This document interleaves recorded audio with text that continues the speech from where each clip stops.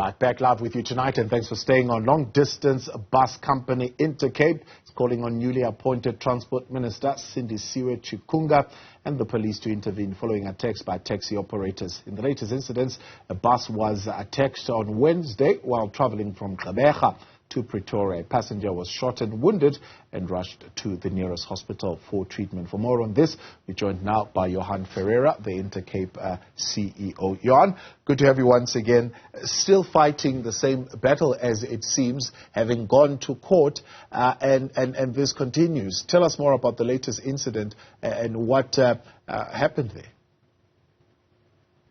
Yeah, so the latest incident happened this morning at 0047, just about 10 kilometers before Jamestown. The bus was on its way from Gqeberha to Johannesburg, and several shots were fired. The bus was going slowly into a mountain pass, Steelpoort Pass, and I counted about 9 shots, and after the 9 shots there was also another person, a second person, who threw a huge stone at the windscreens of the bus. So one passenger, a male passenger, was wounded. The bullet went right through the body of the coach, through the seat, and hit the passenger in the stomach and exited at the back. And we had a lot of trouble getting him to Queenstown eventually this afternoon, because we couldn't get him out of Jamestown because of unrest. So I'm not sure what's going on in the Eastern Cape, but there are unrest. I mean, last night was literally through the night. The ambulance had to turn back. We wanted to send the wounded passenger to a town that has better facilities, and the ambulance had to turn around. So only 12 hours after he was shot, he could reach Queenstown. So that in itself is a worry, huge worry. I did show the whole town was blocked yesterday by taxi operators. Not sure what upset them. I know that there was a shootout between 2 taxi factions earlier in the morning. And just after that shooting, they came past the bus stop in Aducha and threatened the private security that we have there. So, it's very volatile. And I must say, I'm not surprised, but I'm really disturbed and very worried about the lack of policing, even though the court has instructed the Minister of Transport and the MSC of Transport to put together a plan to safeguard the travelling public in the Eastern Cape. And I can tell you more about that, but that in itself is a complete failure. Yeah. We'll talk to that. Let's talk about this incident. I mean, you're saying in the 12 hours there was no authorities, no police intervention at all? Well, the bus, after the shots were fired, the bus went to the Jamestown police station, and our struggle was to get the patient, the passenger that was wounded, to a hospital that can operate on him, and either take the bullet out or take X-rays and see if the bullet has exited. So that was our struggle for 12 hours to get the passenger to safety. But in Aducha itself, there was unrest the whole day, and it carried on and spilled over into other areas throughout the night. So much so that we couldn't get the ambulance through the crowds. And this was in the early morning. This is like 2 o'clock, 3 o'clock in the morning. Yeah. From the last time we spoke, and we also did try, by the way, reach out to the minister to try and engage him on this issue that you were raising. Of course, it was conference time. He was about to leave and so on and so forth. So we never really got to sit around and have this conversation with him. But how many attacks have you had to deal with?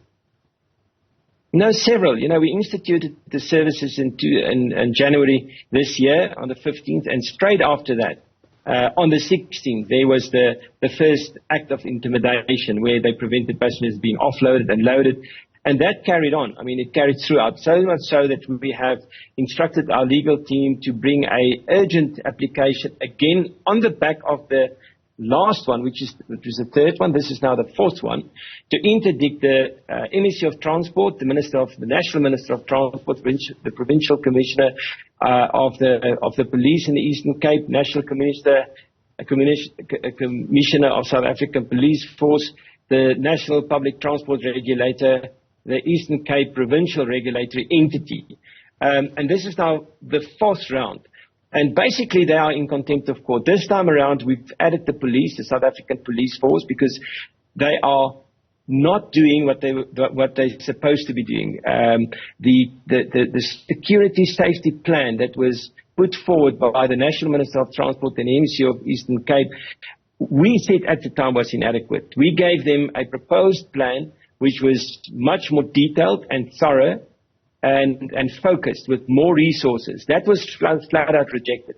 So they adopted their own plan, and even their own plan they have not abided by. Yeah. What is contained in their own plan as a bare minimum of what they're committed to? Their bare minimum is to be present and to be visible. They're not visible. They're not visible in the hotspot areas. There's 1,010 reasons. Cars broken down, personnel is sick, short-staffed. I mean, we have a detailed log that we have put together on a daily basis. Every WhatsApp that was sent on the police group, every call that was made. We have video footage of every departure and arrival where the police was not present. This is all being presented to court now. So since the 15th of December, we catalogued hundreds and hundreds of incidents where the police were just not there. They were just not interested. So this is for me a blatant disregard of the instructions of the High Court of South Africa. So if the courts are starting to be ineffective, that's a failed state. And as far as I'm concerned, the Eastern Cape is now the first failed province in South Africa. And I, these things that I say, it's not hearsay. It's not something which can be attacked. It's been proven in court. So I invite the politicians and whoever out there that wants to counter what I've just said and said in the past. It's all in affidavit. The proof is there. And, I think the thing here is what one must remember. Not everyone in South Africa has got a harbour brain. And people are fed up, completely fed up with the inefficiency of government and the poor decisions made by Cyril Ramaphosa, now again with this cabinet that he is appointed in Gqeberha. Really, second term around. And the driver that was shot, the blood of Banki Kaya can be traced back to Cyril Ramaphosa, Gqeberha, and Fikile Mbalula, which is now the Secretary General that's got this mouthful about inefficiencies. He's been proven by court to be inefficient. How much is this costing you on a daily basis? I believe you're putting together your own security because, of course, there are non-presence at loading stations, loading points. Yeah. Look, the security cost is about 650,000 rand every 10 days, and this has been going on since February. And the moment we have extracted our security after a month, straight after we've extracted the security, the intimidation and attack started and escalated.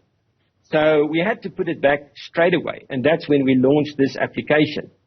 And I can tell you this much. I've also instructed my attorneys today to take the South African Police Force, the Investigative Directory, and the National Prosecuting Agency to court because, we've had numerous meetings with the Naturals. We had numerous meetings with law enforcement such as, the NPA, the Hawks, but there was no arrest. I mean, we are now sitting close to 200 incidences, not a single arrest.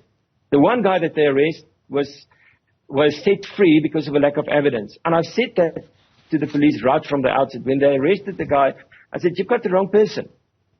So, the police has not made one arrest. One. And that is telling. It tells me that they are in cahoots. And if they're not in cahoots, they're completely incapable of doing their work. Completely.